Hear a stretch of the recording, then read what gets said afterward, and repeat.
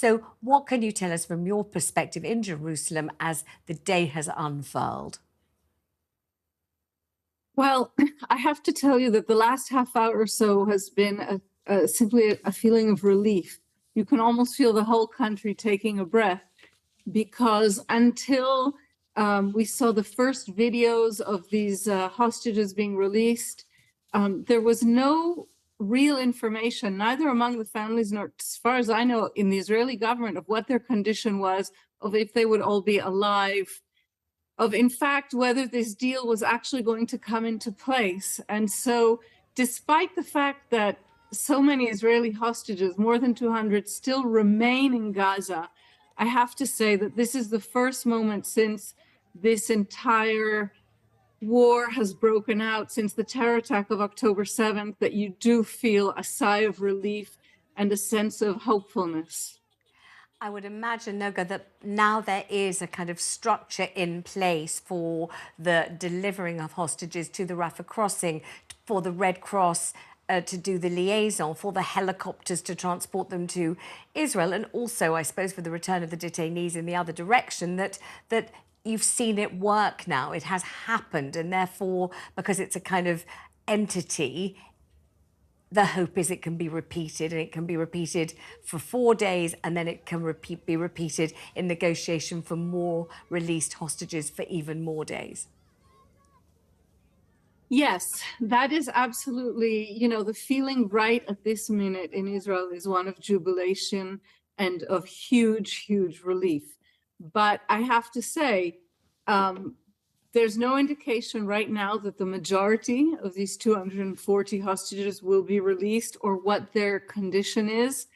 And there's great fear in Israel that that after these 4 days, or maybe a few more days of truce and of exchanges happen, that extraordinary pressure will be placed on Israel to accept a complete ceasefire. And from the Israeli point of view, what that means is that Hamas will remain the de facto ruler of the Gaza Strip on the Israeli border, that the Hamas leaders who ordered and organized this attack that killed 1,200 Israelis will remain in power, and that in fact destruction will have been visited on the citizens of Gaza, but not on this organization.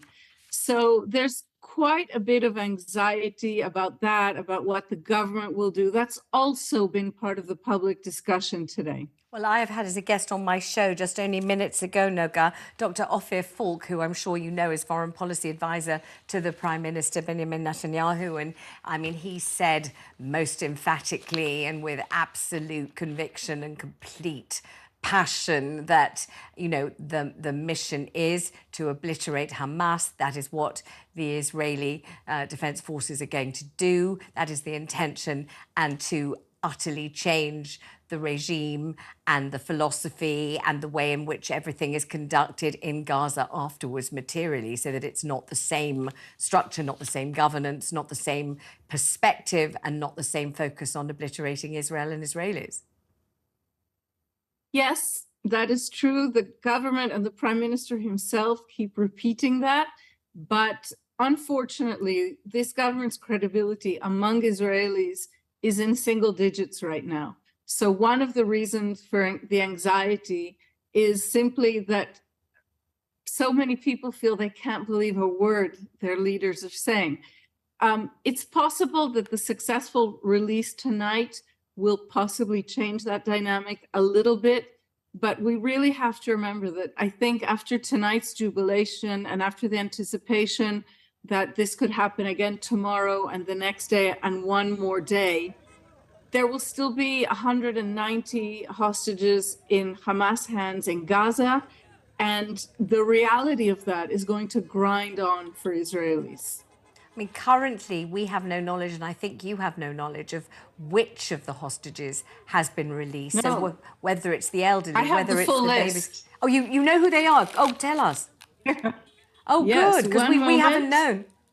I can read it out for you basically live. And can you tell us the ages or anything you know at all about each name as you say the name, because we won't know. Yes, I will do my Thank you, Noga. best. Thank you.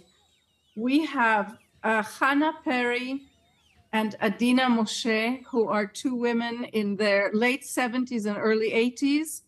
Yafa Adar, who is in her 80s. Margalit Moses, also in her 80s.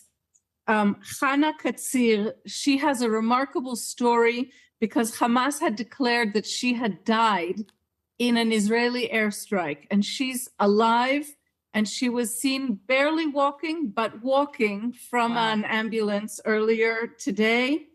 Among the others are 44-year-old Danielle Aloni and her 5-year-old daughter, Emilia. We have the Munzer family, Ruth, the grandma in her 80s, Karen Munzer, the mom, who is 54, and her son, Ohad, who turned 9 in Hamas captivity. And we have finally the Asher family, Doron Asher, 34, the mom, and her 4- and 2-year-old daughters, Raz and Aviv Asher. My goodness, when you say it like that, it's, gosh, unbelievably emotional, isn't it, even to think about it?